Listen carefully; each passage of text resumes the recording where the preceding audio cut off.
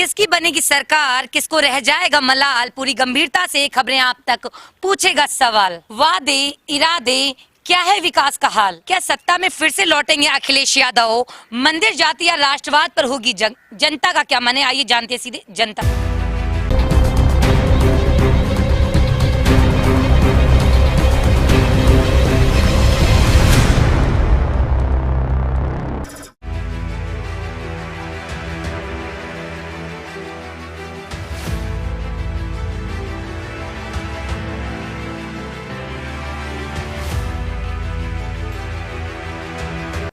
UP में जब second phase का चुनाव है तो सपा के हौसले बुलंदी पर है।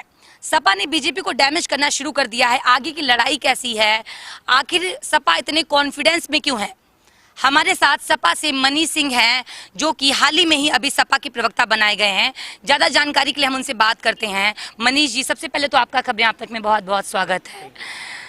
2 चरण के चुनाव हो चुके हैं, लोग कह रहे हैं कांटे की टक्कर है, क्या कहेंगे? कोई कांटे की टक्कर उत्तर प्रदेश में नहीं है। और समाजवादी पार्टी ने जिस तरह से अपनी योजनाओं को लेकर के, अपनी नीतियों को लेकर के और अपने सिद्धांतों को लेकर के जनता के बीच में जा कर के अपील किया है, आग्रह किया है, जनता ने भरोसा किया है। और पहले चरण में और द्वितीय चरण में, जो आज द्वितीय चरण का मतदान हो रहा है, उत्तर प्रदेश में भारी जनादेश समाजवादी पार्टी को मिलने जा रहा है। और इसके पीछे हमारे राष्ट्रीय अध्यक्ष अखिलेश यादव जी का जो चेहरा है, जो उनका व्यक्तित्व है, जो उनकी योजनाएं हैं, जो उनके विचार हैं, उस पर लोग भरोसा कर रहे हैं और हमको बहुत बड़ा जनादेश मिलने जा रहा है। काफी चौंका देने वाले रिजल्ट हैं। तो आखिर सपा इतने कॉन्फिडेंस में क्यों है? क्योंकि उत्तर प्रदेश की जनता को चुनावी लॉलीपॉप नहीं चाहिए। उत्तर प्रदेश की जनता चाहती है कि उनको रोजगार मिले। उत्तर प्रदेश की जनता चाहती है कि महंगाई कम हो। और हम लोगों से बातचीत करते हैं, खबरें आप तक का चुनावी सर्वे चल रहा है, लोग तो यही कहते हैं कि उनके पास बीजेपी के अलावा कोई ऑप्शन नहीं है। समाजवादी पार्टी ने कभी भी लॉलीपॉप की राजनीति नहीं किया है। समाजवादी पार्टी ने हमेशा से अपनी नीतियों को लेकर के और अपने विचारों को लेकर के स्पष्टता के साथ जनता के बीच में जाकर के काम किया है। जैसे हमारी 2012 में सरकार जब आदरणीय राष्ट्रीय अध्यक्ष जी के नेतृत्व में बनी थी, तो राष्ट्रीय अध्यक्ष जी ने जितनी भी बातें घोषणा पत्र के माध्यम से और सभाओं के माध्यम से और तमाम जो संसाधन हो सकते हैं जिनके माध्यम से हम जनता के बीच में पहुंचते हैं, उन माध्यमों से राष्ट्रीय अध्यक्ष जी ने कहा था कि हम नौजवानों को लैपटॉप देंगे। आदरणीय राष्ट्रीय अध्यक्ष जी ने 18 लाख से ऊपर नौजवानों को लैपटॉप देने का काम किया था। बहनों को उन्होंने कहा था कि हम कन्या विद्याधन की रकम बढ़ाएंगे। आदरणीय नेताजी की सरकार में कन्या विद्याधन की जो योजनाएं थी वो 20,000 थी। आदरणीय राष्ट्रीय अध्यक्ष जी ने मुख्यमंत्री बनते ही उन कन्या विद्याधन की जो रकम थी उसको 30,000 उन्होंने किया। उसके बाद से हम 55 लाख महिलाओं को एक मुश्त उन्होंने पेंशन देने का काम किया था। उसके बाद से हमारे रिवर फ्रंट्स को आप देख सकती हैं, JPNIC को देख सकती हैं, हमारा इंटरनेशनल स्टेडियम है उसको आप देख सकती हैं। उसके बाद से एक्सप्रेसवे हमारा इतना खूबसूरत और हिंदुस्तान ही नहीं दुनिया के बेहतरीन सड़कों में एक सड़क लखनऊ आगरा एक्सप्रेसवे है। तो जो हमने कहा उसको हमने पूरा अक्षरशः पालन किया और उसको पूरा किया। हमारी कथनी और करनी में कोई फर्क नहीं है। भारतीय जनता पार्टी के राजनीतिक चरित्र में और राजनीतिक स्वभाव में कभी भी एकता और समानता नहीं रहती है। वो हमेशा राजनीति को सांप्रदायिकता की तरफ ले जाकर के राजनीति करते हैं। जो बातें वो जनता से कहते हैं उसको पूरा नहीं करते हैं। और भारतीय जनता पार्टी के लोग जिस तरह से नफरत भरी भाषा का प्रयोग करते हैं, उससे भारतीय राजनीति कहीं न कहीं दूषित होती है और भारतीय राजनीति कहीं न कहीं कलंकित होती है। मनीष जी, मुस्लिम वोटर्स और किसानों के मुद्दों के आधार पर कैसे लग रहा है कि आप यूपी में अपनी सरकार बना लेंगे? देखिए, ऐसा है कि मुझे थोड़ा सा तकलीफ होता है जब मुस्लिम voters, Hindu voters, backward voters और फॉरवर्ड वोटर्स कहा जाता है, तो मुझे तकलीफ होता है। एक सवाल ये भी है मनीष जी, एक मिनट, लोग तो कहते हैं कि सपा जो है वो जातिवाद की राजनीति करती है, सबसे ज्यादा जातिवाद तो सपा ने फैला रखा है, क्या बोलेंगे? देखिए, हम वोटर्स को धर्मों में और जातियों में नहीं बांटते हैं। वोटर्स हमारे लिए बहुत आदरणीय, बहुत पूजनीय है। और वोटर्स हमारा जो उत्तर प्रदेश की 25 करोड़ आबादी है वो हमारे लिए बहुत ही सम्मानीय है। हम उसको बहुत सम्मान की नज़र से देखते हैं। और जो वादा हमारे राष्ट्रीय अध्यक्ष जी जनता से कर रहे हैं और जो बातें उन्होंने जनता से कही हैं, हम उनको 10 मार्च को जब रिजल्ट आएगा, जो बड़ा जनादेश मिलने जा रहा है, हम लोग बहुत कॉन्फिडेंस में इसलिए हैं कि जनता ने जिस तरह से लड़ाइयाँ लड़ी हैं बीजेपी से, किसानों ने जिस तरह से लड़ाइयाँ लड़ी हैं, मजदूरों ने लड़ाइयाँ लड़ी हैं। अभी आपने देखा होगा छात्रों ने इतना बड़ा आंदोलन किया था इलाहाबाद में, जहाँ पर बीजेपी ने उनको लाठियों से पिटवाया, मरवाया। उनको जिस तरह से अध्यापकों ने आंदोलन किया है भारतीय जनता पार्टी से, तो हमारे साथ साथ उत्तर प्रदेश की जनता ने भी भारतीय जनता पार्टी से लड़ाइयाँ लड़ी हैं। और यही नतीजा है कि आज उत्तर प्रदेश की 25 करोड़ आबादी समाजवादी पार्टी की नीतियों, सिद्धांतों, विचारों के साथ साथ आदरणीय अखिलेश यादव जी के साथ पूरी ताकत के साथ खड़ी है। तो यानी आप पूरे कॉन्फिडेंट में हैं कि सपा की सरकार आएगी। अच्छा, मायावती प्रियंका गांधी जी के बारे में क्या कहना चाहेंगे? वो कहती हैं कि हम स्कूटी देंगे महिलाओं को, चुनाव जीतने से पहले तमाम प्रकार की बातें, बड़ी बड़ी बातें, बड़े बड़े वादे, क्या बोलेंगे? देखिए, कांग्रेस के बारे में या बीएसपी के बारे में हम इसलिए राजनीतिक चर्चा नहीं करते, इसलिए कि उत्तर प्रदेश के चुनाव में ये लोग कहीं पर हैं नहीं। हमारी लड़ाई अब भारतीय जनता पार्टी से भी नहीं है। भारतीय जनता पार्टी काफ़ी पीछे छूट चुकी है। अब हमारी जो लड़ाई है वो बेरोजगारी खत्म करने के लिए है। हमारी जो लड़ाई है वो किसानों को जो उनका हक है, जो उनकी मांगे हैं, उनको पूरा करने का है।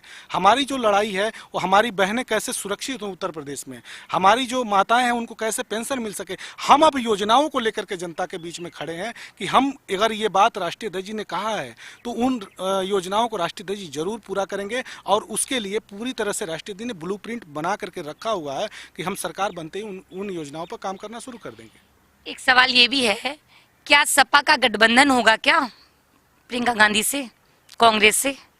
सपा का जिन भी दलों से गठबंधन है वह गठबंधन बहुत ही ताकतवर है और बहुत मजबूत है। और इसी गठबंधन को आदरणीय राष्ट्रीय अध्यक्ष जी का चेहरा उत्तर प्रदेश की जनता ने स्वीकार कर लिया है मुख्यमंत्री के रूप में। और आदरणीय राष्ट्रीय अध्यक्ष जी को जनता ने मुख्यमंत्री के रूप में स्वीकार करने के बाद से, भरोसा करने के बाद से, ये जो गठबंधन के साथियों ने जो भरोसा जताया है, ये एक बहुत लंबे समय तक चलने वाला गठबंधन है। और इस गठबंधन को बहुत ढेर सारा आशीर्वाद उत्तर प्रदेश की जनता देगी। एक सवाल मैं ये भी करना चाहूंगी आपसे कि स्वामी प्रसाद मौर्य भाई बीजेपी वो बसपा छोड़ के बीजेपी में आए, बीजेपी छोड़ के सपा में शामिल हो गए। लोग तो कहते हैं कि ये दल बदलू हैं, इनके बेटे को टिकट नहीं मिल रहा था इसलिए ये सपा में आ गए। क्या कहना चाहेंगे इनके बारे में? क्या आपको लगता है वाकई में दल बदलू हैं? जब ये बीजेपी छोड़ के सपा में आ सकते हैं तो ये सपा छोड़ के और पार्टी भी ज्वाइन कर सकते हैं। स्वामी प्रसाद मौर्य जी बहुत वरिष्ठ नेता हैं उत्तर प्रदेश की राजनीति के, और उन्होंने अपने राजनीति के शुरुआती दिनों से ही समता मूलक समाज की स्थापना करने के लिए सदन से लेकर के सड़क तक संघर्ष किया है। उन्होंने सदैव वंचितों की बात किया है, जो दबे कुचले कमजोर वर्ग के लोग हैं उनकी बात किया है। और वह किसी ऐसी विचारधारा के साथ आज नहीं है कि जो वह छोड़ करके जाएंगे। वह आदरणीय राष्ट्रीय अध्यक्ष जी के साथ हैं और आदरणीय राष्ट्रीय अध्यक्ष जी को उन्होंने मुख्यमंत्री बनाने का जो संकल्प लिया है, उस संकल्प को वो मजबूत करने के लिए, उस संकल्प को उत्तर प्रदेश में फलीभूत करने के लिए दिन रात वो मेहनत कर रहे हैं। और वो राष्ट्रीय अध्यक्ष जी के साथ पूरी तरह से, पूरी जिम्मेदारी के साथ, पूरी गंभीरता के साथ और पूरे लगन के साथ आदरणीय राष्ट्रीय अध्यक्ष जी को मुख्यमंत्री बनाने के लिए दिन रात मेहनत कर रहे हैं और प्रयास कर रहे हैं। तो यानी पूरे कॉन्फिडेंट में है कि सपा की सरकार आएगी? आप पूरे कॉन्फिडेंट में है कि सपा की सरकार आएगी? हम नहीं, पूरी उत्तर प्रदेश की 25 आखिर कॉन्फिडेंट का राज क्या है? इतना कॉन्फिडेंट क्यों सपा वालों को? हम नहीं, पूरे उत्तर प्रदेश की 25 करोड़ आबादी आज उत्साह में है। और बहुत ही उत्तर प्रदेश की पूरी आबादी को ये भरोसा हो गया है कि हम एक ऐसे मुख्यमंत्री को लाने जा रहे हैं जो मुख्यमंत्री पॉजिटिव और प्रोग्रेसिव पॉलिटिक्स की बात करता है। और 10 मार्च को जो जनादेश आने जा रहा है वो जनता का जनादेश होगा। तो ये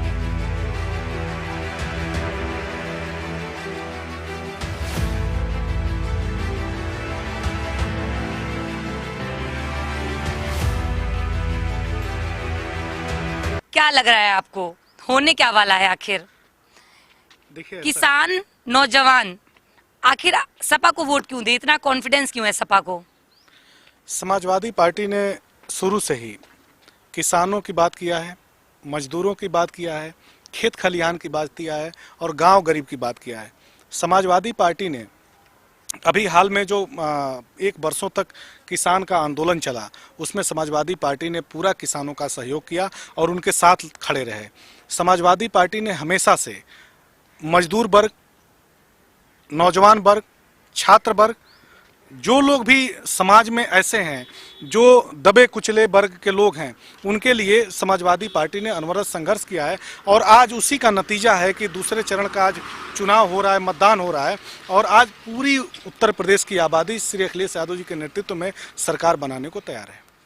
मतलब किसान नौजवान सपा में आएंगे, इतना कॉन्फिडेंट है आपको? मैं यही सवाल कर रही हूँ आपसे कि किसान नौजवान सपा में ही आएंगे, इतना भरोसा कैसे आपको? किसान नौजवान के साथ साथ समाज का कोई ऐसा वर्ग नहीं है जो समाजवादी पार्टी और आदरणीय श्री अखिलेश यादव जी के साथ ना हो। सभी लोग श्री अखिलेश यादव जी के साथ हैं और सब लोग श्री अखिलेश यादव जी को मुख्यमंत्री के रूप में देखना चाहते हैं और उन पर भरोसा करते हैं। इस बार धर्म जाति वाला कार्ड नहीं चला, क्या कारण रहा?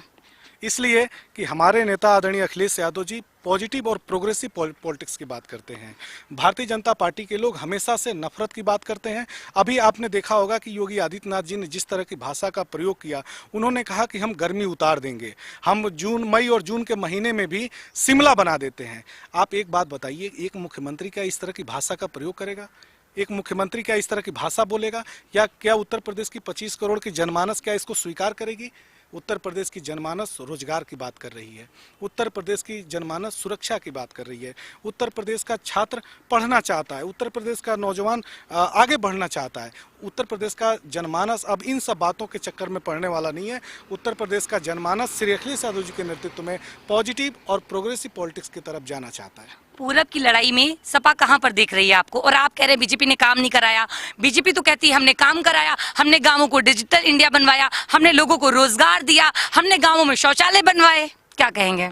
देखिए, हमारे राष्ट्रीय अध्यक्ष जी हमेशा से गांव को उस रास्ते पर लेकर के जाना चाहते हैं कि गांव में बैठा हुआ एक नौजवान अमेरिका के लोगों से भी जुड़ सके, उसी लिए उन्होंने लैपटॉप दिया था। श्री अखिलेश यादव जी अभी वाईफाई की फैसिलिटीज गांव में लेकर के आने वाले हैं। उन्होंने हमेशा गांव को सुरक्षित रखने के लिए सीसीटीवी हर गांव में लगवाने की वो बात कह रहे हैं। श्री अखिलेश यादव जी ने पुराने पेंशन बहाली की बात किया है, जो इतनी भावनात्मक रूप से ये योजना जुड़ी हुई है कि पुराना पेंशन बहाली की जो बात उन्होंने किया है, गाँव के लोग जो नौजवान नौकरी पाते हैं, जो सिपाही बनते हैं, लेखपाल बनते हैं, सेक्रेटरी बनते हैं, समीक्षा अधिकारी बनते हैं। और मैं एक बात आपसे कहना चाहता हूं कि लोक भवन में बैठा हुआ प्यून भी अब श्री अखिलेश यादव जी को वोट देने के लिए तैयार बैठा है। तो मतलब पूरे कॉन्फिडेंट में हैं। अच्छा, मैं समझ नहीं पा रही हूँ सपा को इतना कॉन्फिडेंट क्यों है? इसलिए कि जब आदरणीय राष्ट्रीय कॉन्फिडेंट का राज क्या है, मुझे ये बता दीजिए आप। राज कुछ नहीं है। समाजवादियों ने कभी राज की राजनीति नहीं किया है। समाजवादियों ने जो भी बात कही है डंके की चोट पे कही है और जनता के हित में कही है। बहुत बार नफा नुकसान की बिना चिंता किए समाजवादी पार्टी ने राष्ट्र हित में, जनता के हित में, छात्र, नौजवान, गांव, गरीब, खेत खलियान, किसान, मजदूर के हित में जो बात कहनी पड़ी है डंके की चोट पर हमारी पार्टी ने कहा है। और आप देखिएगा उसका रिजल्ट जो 10 मार्च को आएगा वो एक बड़े जनादेश के रूप में आएगा। और अभी तक इतना किसी को मेजोरिटी नहीं मिली होगी जितनी बड़ी मेजोरिटी आदरणीय राष्ट्रीय अध्यक्ष जी को मिलने जा रही है। लेकिन मनीष जी, खबरें आप तक का चुनावी सर्वे चल रहा है, हम लोगों से बातचीत करते हैं, ग्राउंड जीरो पे हम रिपोर्ट करते हैं, उससे साफ साफ ये पता चलता है। लोग तो कहते हैं कि सपा में सबसे ज्यादा गुंडा राज था, सपा की सरकार में महिलाएं सुरक्षित नहीं थी, सपा की सरकार में विधायक चाकू की नोक पर पुलिस वालों से काम कराते थे। तो कैसे आप यूपी में अपनी सरकार को देख रहे हैं? देखिए, एक बात आप, और लोग ये भी कहते हैं कि उनके पास बीजेपी से बेस्ट कोई ऑप्शन नहीं है। आप बहुत वरिष्ठ पत्रकार हैं और आपने इस चीज को महसूस किया होगा कि आदरणीय राष्ट्रीय अध्यक्ष जी ने जब सुरक्षा की बात हम लोगों ने 2012 में किया था जनता से, आदरणीय राष्ट्रीय अध्यक्ष जी रथ यात्रा, क्रांति रथ यात्रा लेकर के निकले थे, तो जनता जब इस सवाल को पूछती थी तो उन्होंने कहा था कि सुरक्षा का हम ऐसा प्रबंध करेंगे कि उत्तर प्रदेश ही नहीं, हिंदुस्तान ही नहीं, दुनिया के सामने एक नजीर बनेगा। उन्होंने डायल 100 की स्थापना किया। डायल 100 आज देखिए भारत में किसी भी राज्य में उतना खूबसूरत ऑफिस के पुलिस मुख्यालय नहीं है जितना आज उत्तर प्रदेश के पास है। उन्होंने महिला सुरक्षा के लिए एक महिला सुरक्षा की बात करने वाले लोग अगर काम न करें तो महिलाओं के साथ धोखा है। लेकिन श्री अखिलेश यादव जी ने घर में बैठी हुई एक महिला, बहू के रूप में हो, बहन के रूप में हो, बेटी के रूप में हो या स्कूल जाती हुई छात्रा हो, अगर एक टेलीफोन उठा करके अगर 1090 उसने डायल किया तो उसको सुरक्षा मिला है।